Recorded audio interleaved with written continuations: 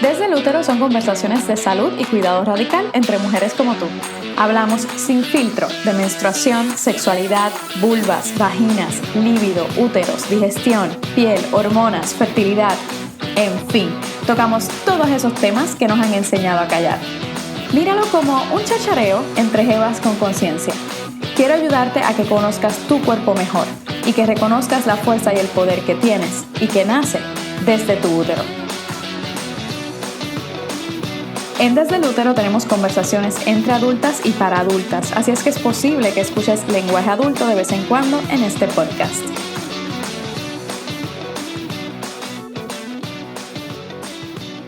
Desde el Útero, temporada 2, episodio 11. ¿Cómo la escritura te ayuda a sanar? Hola y bienvenida a un episodio más de Desde el Útero. Esta que te habla es Mayra y sé que lo digo cada vez, pero es la verdad, así es que no me importa seguir repitiéndome. Aquí estoy en la contentura y felicidad de poder compartir un episodio más contigo esta semana. Estamos al aire este y 2 episodios más para terminar la segunda temporada de Desde el Útero y me entró la fragancia. Muchas veces pensamos que para sanar, para que nuestras hormonas entren en balance, para manejar los dolores, para manejar la inflamación y todo lo que tiene que ver con nuestra salud de la mujer, hay que hacer ejercicio y comer bien. Y eso es cierto, no me malinterpretes, eso es vital y es necesario, pero va más allá. Y precisamente eso es lo que trabajo con mis clientas de coaching. Sí, bregar el cambio de vida y de alimentación, pero también bregar el cambio de mentalidad y de cómo procesas esos cambios de la mejor manera posible, tanto a nivel emocional como a nivel espiritual. Así que quise compartir algo contigo que ha sido parte de lo que uso para trabajar con misma en muchos asuntos. Esta, aparte de mi práctica de meditación y yoga, es una de las herramientas a las que recurro cuando necesito entenderme un poquito mejor. Y esa herramienta es escribir. Y pensé, yo escribo para bregar conmigo y quiero compartir esto, pero quiero darles algo con más carnecita, que no sea yo solo aquí hablando de mi experiencia. Así es que, ¿a quién más yo conozco que escriba para entenderse? Pues ¿quién mejor que mi adorada y queridísima amiga, la periodista y escritora Ana Teresa Toro Ortiz? Ella es periodista y escritora, columnista en medios puertorriqueños e internacionales como El Nuevo Día, El Malpensante de Colombia, Alter de España, Ecos en Alemania, Distintas Latitudes de México, Internacionales de Italia, Anfibia de Argentina y The New York Times en español. Es autora de la novela Cartas al Agua y de los libros de crónicas Las narices de los perros y El cuerpo de la abuela. En este 2019 publicará un libro formato entrevista con el exgobernador Alejandro García Padilla y un libro acerca de la historia de Taller Salud, la organización feminista en funciones más antigua que tiene nuestro país. Junto al historiador Pedro Reina y al escritor Silverio Pérez, también conduce un podcast que se llama Marullo, que está buenísimo, deberías chequearlo. Y verás, Tere, como le llamo cariñosamente, tiene la dicha de dedicarse a lo que le apasiona, que es escribir. Y no es porque sea mi amiga, la realidad es que es genial haciéndolo. Pero con esto no quiero que pienses que solo alguien que se dedique a escribir puede usar esta herramienta. Esto es para todas. Y en la conversación precisamente hablamos de eso, de cómo usar esta herramienta como parte de tu proceso de sanación. De cómo escribir muchas veces salva vidas, hablo hoy con Ana Teresa Toro Ortiz. Que lo disfrutes. Hola, Ana Teresa, gracias por estar en Desde el Útero hoy. Gracias por invitarme, Mayra, porque para mí los proyectos que más me entusiasman son los que nacen de la amistad. Y quiero empezar por confesar que además de admirarte por tu trabajo, lo más feliz que me hace es estar aquí contigo, que eres mi amiga. Entonces, los proyectos que nacen de la amistad, yo creo que los proyectos artísticos, profesionales, de emprendimiento que nacen de la amistad, siempre tienen buena estrella. Así que me siento en ese plan hoy. Muchas gracias, honrada totalmente y sí, definitivo, Desde el Útero nació desde la amistad porque me acuerdo muchas veces haberte mencionado, estoy pensando, quisiera hacer, y tú diciéndome, acaba y tírate, deja de pensarlo. No, y cuando llegaste con el título, que por fin nos dijiste, el título lo tengo. Ya sé cómo se llama. Exacto, fue como, y todas, no se nos había ocurrido esto. el título y de pronto, claro, era ese. Como Ese que mismo era tan era. obvio, pero llegó a ti. Fue bien bonito celebrar el nacimiento de ese título. Sí, yo la verdad lo sentí así y lo agradezco un montón. Hoy estoy aquí con Ana Teresa, porque Ana Teresa, además de ser amiga, como ya han podido escuchar, como además de ser, Confesé, no podía aguantarme sí, esto, además ¿no? de ser una amiga del alma, querida, querida, Ana Teresa es escritora. Pero no solamente el hecho de que sea escritora yo creo que no es necesariamente lo más importante aquí en lo que vamos a hablar hoy, sino es en el hecho de que yo me he dado cuenta que para ti la escritura es tan importante casi como el aire que respiras. Y yo en mi caso me he ido dando cuenta que a través de la escritura yo he ido sanando muchas cosas de mi vida y he sanado muchas cosas a nivel emocional, a nivel espiritual, inclusive he visto cambios físicos en mí por el simple hecho de yo ponerme a escribir y sacar todo lo que tengo por dentro y escribirlo. Así es que el hecho de que tú seas escritora es maravilloso porque lo transmites todo a través de tu arte, ¿no? Pero además de eso, sí siento que la escritura es como que parte de ti, es como un unísono. Y me gustaría que me dijeras, primero para comenzar, ¿cómo llega la escritura a ti? ¿Dónde se da esa primera conexión o cómo? Para mí la escritura es mi relación más íntima, mi relación de vida más importante. Tengo la suerte de que además es lo que me da de comer.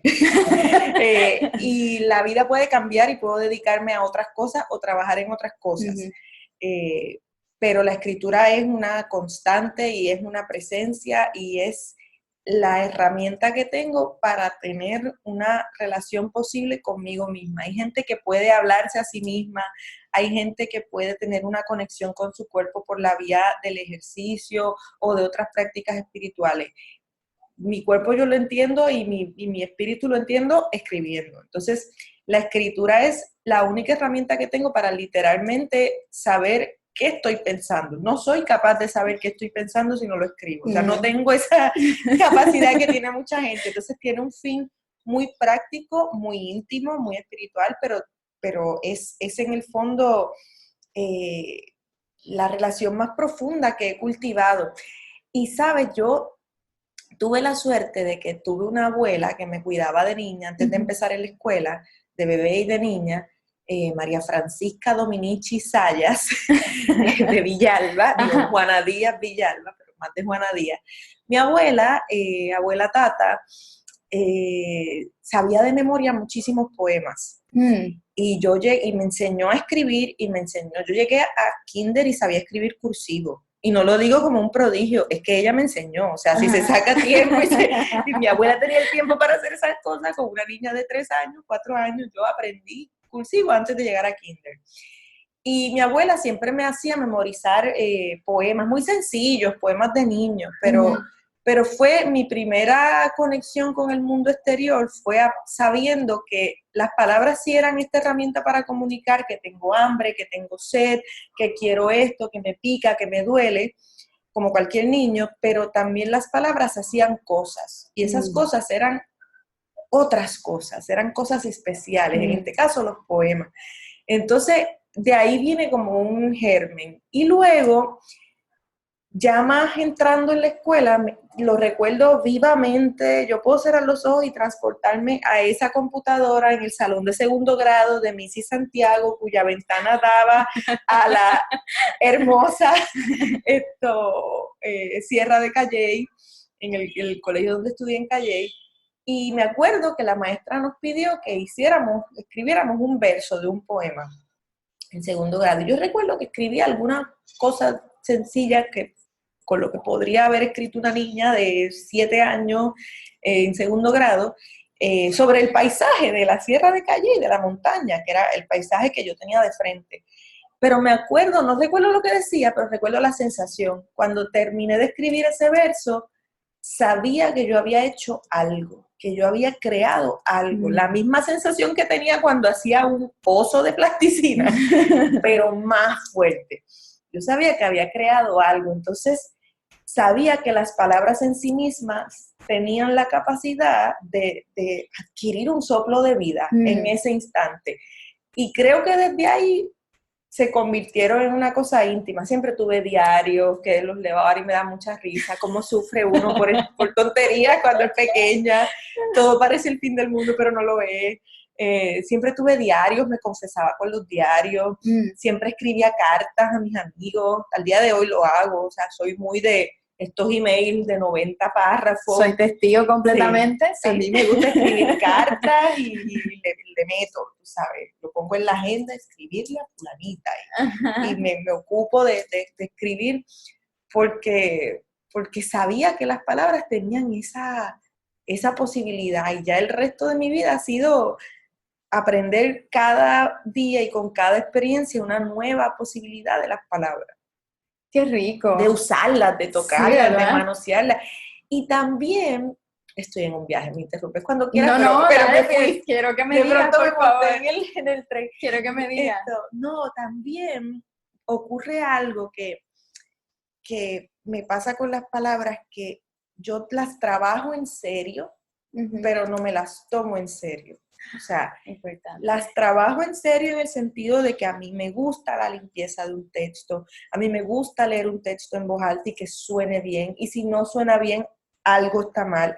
A mí me gusta la precisión, me acuerdo que atormentaba a mis estudiantes en la UPI cuando me escribían la silla, y yo, bueno, eso es una silla, un sillón, un sofá, una mecedora, un asiento, una butaca. ¿Qué es? No lo puedo ver. Entonces, me gusta la infinita capacidad que tienen las palabras de hacerse precisas cuando pasas el tiempo de buscarlas. Y tengo mis diccionarios etimológicos, simbólicos, y recurro los de americanismo, el Tesoro de Puerto Rico, el lexicográfico. Tengo mis herramientas. O sea, que me gusta trabajarlas en serio, le meto, hay un oficio de albañil de las palabras, pero tampoco se pueden tomar tan en serio que creamos que no nos pertenecen a todos, porque nos pertenecen a todos. Nos pertenecen a todos. Precisamente por eso era que quería hablar de este tema contigo, porque muchas veces pasa que es que yo no soy escritora, así es que yo no puedo escribir. No, tú puedes escribir, tú puedes, tienes toda esa capacidad y por algo desde el útero, estamos hablando de la creación de uno, de uno crear. Tú tienes esa capacidad de crear y de sacar, y las palabras de hecho son eso mismo, me encanta cómo lo describes porque para mí tienen vida.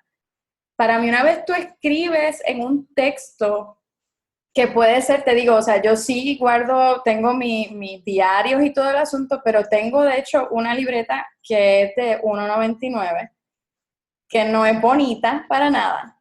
Y es una libreta que yo la uso para sacar la basura de la mañana de mi mente. Eso. Que sencillamente sentarme a escribir y no, la letra no tiene que ser linda, no tiene que ser poético, no tiene que ser bello, maldigo, hablo mal o escribo mal, digo lo que no me importa, saco lo que tenga que sacar. Y en ese proceso he ido sanando y sanando porque me identifico con algo que me dijiste ahorita, hablando fuera del aire, que me decías que que te pasa, que tienes que escribir para poder verte. Sí. ¿Verdad? Y me gustaría que me abundaras un poquito más en eso, o sea, ¿cómo es ese proceso de escribir para poder verte? Pues ahí es que viene la parte de la magia. Ajá. Ahí es que la escritura para mí se torna mágica, porque por lo general, cuando no sé cómo me estoy sintiendo, puede ser respecto a un tema serio, político del país, pues trato de escribir una columna planteándome una pregunta. Entonces ese texto me devuelve respuestas a otras preguntas que yo no sabía que tenía. O sea que el texto me devuelve las preguntas que tenía realmente, me saca de la barriga, del útero, me saca las preguntas y me devuelve otras respuestas o me abre a pensar en otras cosas. Pero lo uso así en un plano de trabajo o de pronto lo uso porque no sé cómo me siento, tengo una situación de tensión con algún miembro de mi familia, tengo un dolor o me molestó algo que alguien me dijo, me sentí ofendida por algo y no sé realmente cómo me estoy sintiendo. A veces, así como fracasamos a veces en nombrar la silla o la mesa, fracasamos en nombrar los sentimientos. A veces pensamos que tenemos ansiedad y lo que tenemos es tensión O frustración o miedo. Entonces, nombrar las emociones te permite trabajarlas mejor. Entonces, ahí el lenguaje y la palabra es una herramienta brutal. Y me pasa por lo general que cuando no sé cómo me siento, qué sé yo, tuve una pelea con el marido. Estoy molesta porque me hiciste esto, maldito. Y entonces me siento y a veces recreo escribiendo la discusión y muchas veces el texto me golpea en la cara y me hace darme cuenta que no tengo la razón. O me hace reafirmarme en algún punto, pero no en otro. O sea, el texto se convierte en una conversación que tengo conmigo misma que no soy capaz de tener sin ese filtro poderoso.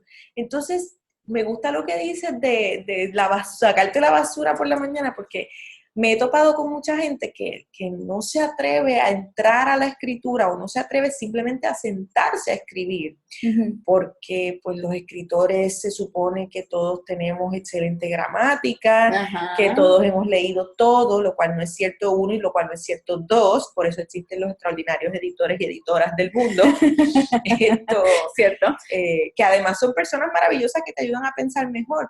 Tengo un editor en el New York Times en español, Boris Muñoz, un venezolano, que me devuelve las columnas y son mejores porque él las pasa por el filtro de sus interrogantes de un hombre que no es puertorriqueño y que mira a Puerto Rico desde otro lugar y que tiene unas preguntas que yo no me planteo. Entonces, ahí la escritura también se vuelve no solo colaborativa contigo misma, sino colaborativa con la comunidad de lectores. Entonces, volviendo a la cosa del acceso, a mí me da mucha tristeza cuando la gente no quiere escribir o no se atreve a escribir por vergüenza a su, digamos, alguna deficiencia gramatical o que no se atreven a hacer las cosas porque, bueno, pues si yo no voy a escribir como los dioses de la escritura o si no voy a escribir como los Nobel, pues no tengo nada que decir. Todos tenemos algo que decir, no podemos tomarnos por sentado. Hay una profesionalización de la escritura que yo apoyo y que yo respeto, como apoyo y respeto la profesionalización del periodismo, pero la escritura es una herramienta de mucha sanación y de ¿cómo tú le vas a decir a la gente que no tiene derecho a conversar consigo mismo? Escribe como te salga del forro, si no puedes, del útero, perdón. Te puede salir del forro, aquí está Exacto. permitido y hay un disclaimer. Bueno, no hay problema. El forro está permitido, pues, me da mucho alivio. El forro y cualquier otra cosa. Es un lugar que me interesa bastante ver lo que pueda salir de ahí. No, pero me pasa que me topo con personas que nunca han escrito, que sienten que la escritura no es para ellos, o ellas, y de pronto comienzan a escribir y descubren un montón de cosas y la verdad es como tú decirle a una mamá que no le cante a su hijo porque no tiene buena voz. Por favor. Imposible. Tú cántale y desafina con amor. y de eso se trata también la escritura. O sea, ya pues si quieres publicar, buscas unas herramientas no para hacer el texto mejor, probablemente el texto es bueno en su esencia, simplemente para que la comunicación con el lector sea más efectiva. Y sea clara en caso de... Sí, es una cuestión práctica. Exacto. Como voy a comprar el mejor hilo para coser esta cortina. Exacto. O sea, pues voy a buscar un editor que me corrija para que se entienda claramente, y yo tuve una lección de mucha humildad cuando era estudiante de literatura, de maestría en literatura, porque, y es algo que me ha acompañado toda la vida y me encanta compartir esto porque es casi como un activismo. Como cualquier estudiante de literatura y más a nivel graduado, el desprecio visceral y profundo por el anaquel de autoayuda en las librerías, es una cosa que, mira, eso viene por el dedo gordo del pie y claro, eso está alimentado por muchísima soberbia, está alimentado por muchísima, un sentido de que con lo que estoy estudiando tengo las destrezas para decirte qué vale la pena leer y qué no, con qué muebles debes amueblar tu cerebro, y eso es terrible. Entonces, me acuerdo que hasta hice unos artículos en el periódico analizando la literatura de autoayuda, Y con el tiempo y los años y las experiencias de vida y la madurez, fui aprendiendo varias cosas. Número uno, no todo el mundo tiene dinero para pagar un psicólogo o un psiquiatra. Cierto. Son bien caros. Y a veces las herramientas que estos libros proveen son la única puerta a la sanidad mental que puede tener una persona.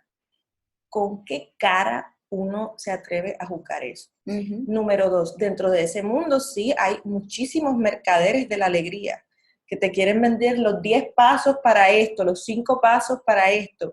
Y de esos mercaderes hay que tener cuidado. Y que como en todos los espacios de la creación humana hay obras que, digamos, tienen más capas de lectura o más niveles de profundidad o dialogan más con su tradición versus otras que no, y que dentro de un plano de esta es mi educación, yo puedo valorar esta más que esta, porque pues mi educación me permite disfrutar esto de esta manera y esto no me sintoniza. No quiere decir que tengo la capacidad de ponerle un sello de superioridad o inferioridad. Entonces, yo misma me he beneficiado de libros que están en ese anaquel y que me han parecido lecturas súper edificantes, súper profundas, que me han sacado de boquetes en momentos de la vida, del mismo modo en que grandes obras de la literatura universal lo han hecho en su momento. Entonces, quitarse uno ese prejuicio a la hora de leer es un primer paso también para quitarse ese prejuicio a la hora de escribir. Y yo pienso que realmente todo el mundo debería tener una pequeña conversación consigo mismo en la hoja de papel, en los notes del celular. ¿Verdad? Que está a la mano, realmente. Está en cualquier parte, a mano. Yo soy una persona muy extraña porque romantizo mucho la escritura, pero no escribo a mano. ¿No? Yo no escribo a mano. Yo tengo que admitir que a mí se me hace muy difícil, por ejemplo, esa libreta que te digo empezó a ser de 1.99 porque realmente no quiero invertir más en algo que nadie lo va a ver y que realmente es que necesito soltarlo con la mano. Y para mí es una conexión maravillosa entre el movimiento de la mano y lo que está saliendo de mi cerebro, que después lo veo plasmado. Es poderosa, es como el dibujo. Es una conexión neuronal mucho más profunda con la yema de los dedos y con tu mente. Sí. Lo que pasa es que yo como periodista tomo muchas notas de la gente hablando en las entrevistas. Yo puedo tomar notas y escribo tan rápido como la gente habla. Tengo esa destreza pues cultivada durante 15 años. Sí, casi todos los periodistas la tienen. Exacto, escribo bien rápido, pero a la hora de armar un texto, es que realmente pienso con las yemas de los dedos sobre el teclado. Y la computadora le doy tan duro que casi no se ven las letras ya.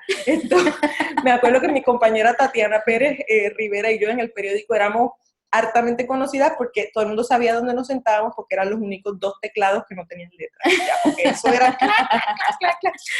Y a la vez es como, pues, ¿qué importa? Yo no tengo que encajar en ningún modelo de que, ay, si piensas esto, tienes que escribir a mano.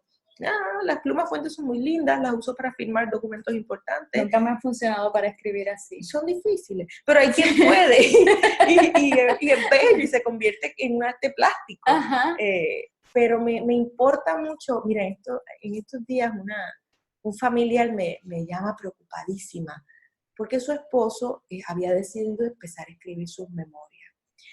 Y que él estaba escribiendo un libro de sus memorias, que se levantaba todos los días a las 4 de la mañana a escribir, hasta las 8 de la mañana. ¡Qué disciplina! Y toda la familia preocupada, y qué sé yo. Y yo me quedé así como, pero mujer, eso es una maravilla. Eso es una terapia de prácticamente 4 horas diarias de introspección. Eso es una maravilla. Si después se quiere hacer un libro o algo con eso, se buscan personas que te puedan ayudar a darle unas estructuras para que lo hagan simplemente más comprensible, pero esa disciplina, esa maravilla, y lo que él estaba descubriendo, recordando su infancia, todo el mundo súper preocupado, como que pensando, claro, el tío loco del cuarto de atrás. Y yo decía, mira, a veces el tío loco tenía razón. Sí, que yo creo que lo que abre esto es a uno darse cuenta y pensar, y como que poder pensar y darse cuenta que realmente no necesitas nada, solamente la inspiración que están haciendo desde ti a enfrentarte a eso que hablábamos, ¿no? De enfrentarte a ti misma, Eso. a tu pensamiento, porque no sé, creo que te pasa, no sé si te pasa, pero es posible, que una vez escribes, de repente luego, cuando lees eso que escribiste, es como, sí, ¿verdad? Es como, es esto lo que me está pasando, es esto lo que yo estoy sintiendo. Y es una manera de uno empezar a darse cuenta, y te digo, a mí me ha ayudado mucho a sanar mi linaje femenino, mi creencia de qué soy como mujer, qué es lo que pienso que hay dentro de mí, cómo lo veo, cómo lo siento. Me ha ayudado a ir viéndolo, como que no es lo mismo decirlo que de repente leerlo y decir, esto es lo que yo pienso, ¿verdad? Sí. Es distinto. No, y se me ocurre escuchándote que de pronto quiero compartir dos ejercicios que los he usado en talleres Por favor, danos herramientas. Sí. de escritura creativa en distintos espacios, en cárceles de mujeres, con mujeres de comunidades con muchas desventajas. Obviamente estas cosas no las organiza el gobierno casi nunca, las organizan organizaciones sin fines de lucro que han asumido ese liderato y han entendido que estos son herramientas útiles, porque también un hijo te dice que quiere ser escritor y los padres empiezan el llanto. Claro, y la escritura lo que hace es ayudarte a pensar mejor. ¿Cuántas veces no escuchamos de estos programas de radio en los que la gente llama para quejarse por alguna cosa del gobierno o alguna situación del barrio? Y es bien doloroso porque uno más o menos entiende lo que la gente quiere argumentar, pero te das cuenta de que no tienen las herramientas para apalabrar sus dolores. ¿Para qué sirven las palabras? Pues para que tú puedas nombrar lo que te pasa y puedas también imaginar y nombrar un futuro mejor. Claro. Donde esas palabras se transformen en otra cosa. Uh-huh. Entonces, muchas veces yo escucho la radio y yo digo, señora, lo que le está pasando es esto, dígalo. Pero la gente se va por la rama porque el miedo a acercarnos a la herramienta hace que no dominemos la herramienta. ¿Y cuáles serían esas dos herramientas que tú piensas para poder escribir? Estos son ejercicios que los he hecho con distintos grupos de estudiantes, desde estudiantes universitarios, estudiantes de escuela superior, mujeres adultas, y siempre funcionan. Okay. Y son interesantes y son sencillos, no son pretenciosos para nada. Hay un ejercicio que me gusta mucho, que es que le propongo a la gente que se haga una entrevista, no una entrevista literal, sino que se haga las preguntas que normalmente uno le hace a alguien cuando está enchulado y lo está empezando a conocer. ¿Y qué cosas te gusta hacer en tu tiempo libre? Y qué sé yo, y claro, que seamos brutalmente honestos, o sea, porque no lo tiene que ver nadie. No, claro. Al final lo comparten en el taller y todo el mundo pasa el bochorno, pero sale muy bien. Sí, pero si tú estás haciendo esto en tu casa, por ejemplo, si quieres hacer este ejemplo, nadie tiene que verlo. Exacto, como estoy conociendo a esta persona, lo conocí por Tinder, lo conocí por lo que... Digo, yo sé que Tinder tiene otros objetivos, pero bueno, nunca he estado ahí, así que, no sé, me da mucha curiosidad el tipo de preguntas que ocurren en esos espacios, pero bueno, estás conociendo a una persona nueva en el trabajo, fuiste a una fiesta, conociste a alguien, intercambiaron teléfono, ¿qué cosas empiezan a preguntarse para conocerse? Preguntártelas a ti misma y tratar un poco de seducirte y tú también responder a esa seducción contando aquello. En ese ejercicio vas a empezar a ver cosas bien puntuales. ¿Cuánto de lo que quieres proyectar estás haciendo realmente? Porque muchas veces decimos, en mi tiempo libre disfruto de correr maratones y sabemos que corremos media milla una vez a la semana obligada. Ajá. Entonces vas a tener un ejercicio de mucha honestidad contigo y de mucha intimidad. Entonces vas rompiendo esa barrera entre las palabras sagradas y las palabras como una herramienta para conocerte mejor y un acceso. Y cuando tú veas esa respuesta a preguntas que tú misma estás creando, puedes hacer ajustes en tu vida. Y el otro es, que es un ejercicio más técnico, y es la descripción de un espacio. Eso es maravilloso. Ese ejercicio se usa en muchas disciplinas, se usa en el teatro y tal. El cine lo sabe. Y ese ejercicio de describir un espacio tiene mucho que ver con qué filtro utilizas como persona para ver el mundo, porque el filtro que tú utilizas va a determinar en qué cosas te fijas. Por ejemplo, en este espacio yo podría escoger describir el atrapasueños que tienes aquí en tu espacio, podría describir las plantas, podría describir el color crema, claro de tus muebles, y daría la impresión de que estamos en un lugar en el que todo está sereno, no pasa nada, todo es planta y qué sé yo.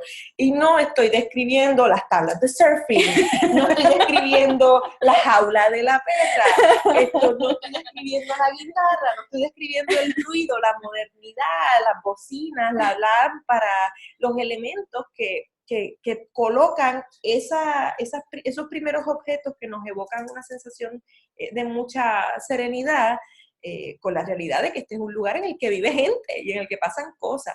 Entonces, las cosas en las que tú escoges fijarte determinan mucho el filtro a través del cual miras el mundo. Y eso tiene mucho que ver a veces con aquello a lo que nos dedicamos.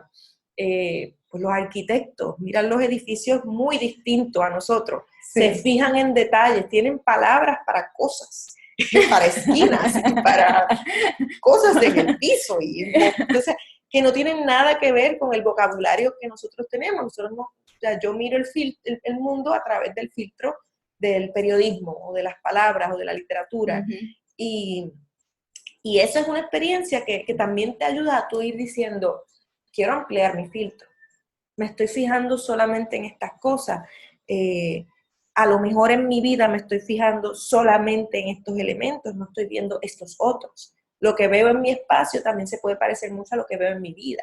Sí, y que puede ser también lo que otra persona está mirando. Eso. Que tú no estás mirando, tal vez. Tal vez tú te estás fijando en unas cosas, pero otra persona en el mismo espacio se fijaría en algo totalmente distinto a lo que tú te estás fijando. Y ahí entra un poquito la parte de uno poder tener esa tolerancia de aceptar que esta persona está mirando otras cosas que tú no estás mirando.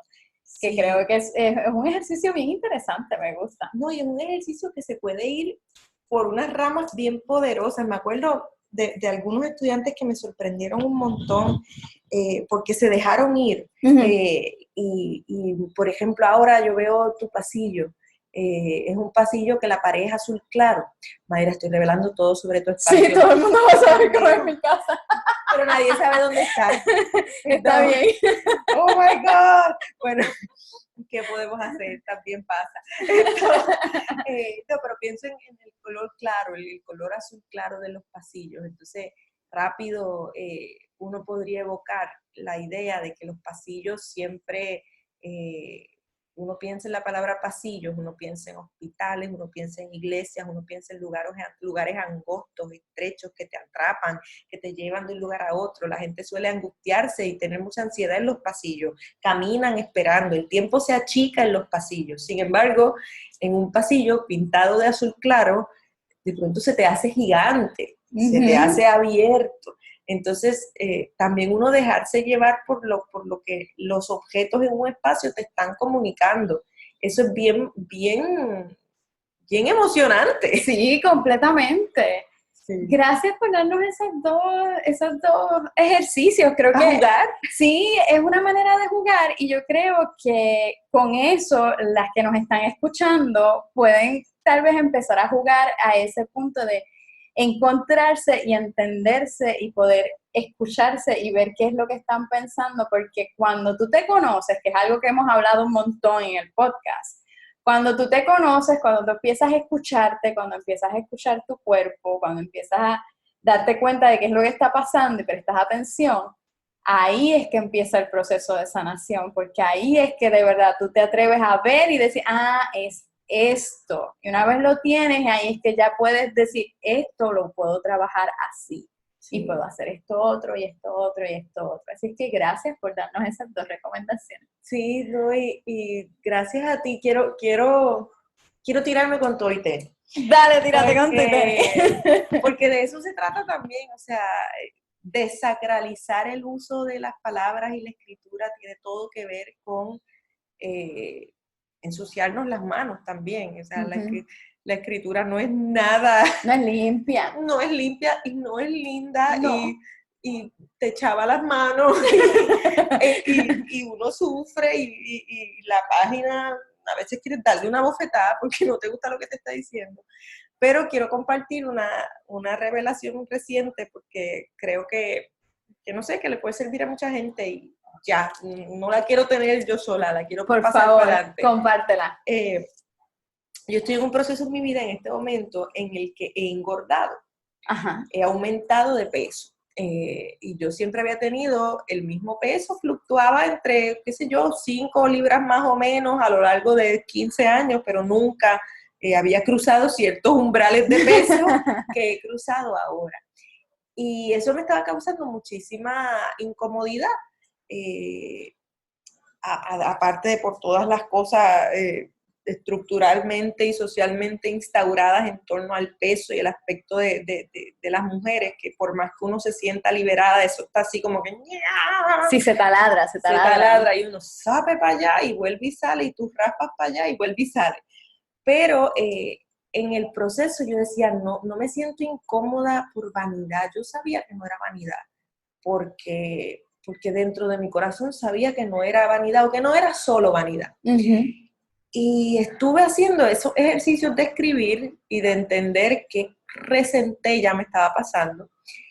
Y descubrí una cosa muy dura con la que estoy trabajando ahora y estoy buscando herramientas para trabajar con ella, pero gracias a que encontré las palabras para nombrar lo que me estaba pasando, sé que voy a poder manejarlo. Y descubrí que tenía mucho miedo a ocupar espacio. Descubrí que tenía mucho miedo a ser grande, y a ser grande en cualquier aspecto de la vida, profesionalmente, personalmente, que la expansión y el crecimiento en cualquier modalidad me causaba mucho temor y mucha ansiedad, por inseguridad, por las razones que uno quiera. Y cualquier mujer que se siente identificada no es pura casualidad. Bendito sea Dios, porque tenemos tanto miedo las mujeres a ser grandes y a crecer. O sea, como que, claro, te sientes que si ocupas poco espacio y te empequeñeces y empecé a decir, ok, tengo miedo de ocupar espacio. Y recordé una profesora maravillosa de literatura en inglés que tuve en la Universidad de Puerto Rico, periodista también en ITRUTE, una mujer excepcional. Me acuerdo que muchos años después me la encontré y yo la saludo y como que siempre yo me achico físicamente porque le tengo tanta admiración y respeto que yo necesito hacerme pequeña ante ella. Y ella me dijo, ¿por qué estás metiendo los hombros? Deja de saludarme así, levanta esa barbilla y salúdame como la mujer que eres. Ajá. Y claro, esa frase me hizo recordar otras instancias de la vida en las que yo siento la urgencia de hacerme pequeña, porque sentirme grande me parece aterrador, o me parece que no tengo el derecho, o me parece que no tengo el permiso. Entonces, si yo no hubiese hecho ese ejercicio de escritura, de entender qué me pasa, no hubiese llegado a este entendimiento que vaya, que no es que estoy orgullosa, no me hace sentir muy feliz, me parece horrible que las mujeres tengamos, o algunas mujeres experimentemos este tipo de temor, pero ya sé con lo que estoy bregando. Exacto. Y eso es liberador. Entonces, pues esa es la tarea que tengo yo y espero que toda la gente que nos escuche se haga una tarea propia, que escriban porque sí. Sí, porque que escriban sí. Porque sí y que lo usen en ese proceso, van a darse cuenta que hay tanto y tanto y tanto que puedes sanar en ese proceso, hay tanto, así es que sí, gracias. Gracias a ti. Gracias. Me pasas la factura por la terapia. O se la pasamos a la libreta. Se la pasamos a la libreta. Muchas gracias, Ana Teresa, de verdad. Gracias. Una conversación maravillosa, como siempre, las conversaciones que tengo contigo siempre son así. Gracias. Y gracias a todas las que nos escucharon. Nos escuchamos nuevamente la próxima semana. Un beso y hasta pronto. Si te gusta lo que escuchas, compártelo, dale like y saca un par de minutos para valorar el podcast con 5 estrellas. Eso va a ayudar a que otras jevas con conciencia como tú tengan acceso a esta información. ¿Te quedaste con ganas? Búscame y sígueme en las redes. Aparezco en Instagram y Facebook como Tulsi and Rose o entra a tulsiandrose.com. Chequea las notas del programa que ahí te dejo todos los detalles. Por el momento me despido, pero tenemos una cita el próximo miércoles. Hasta pronto. La información ofrecida en Desde el Útero es basada en estudios y en la experiencia de Mayra Ortiz como coach de salud de la mujer y no pretende sustituir ningún tratamiento médico.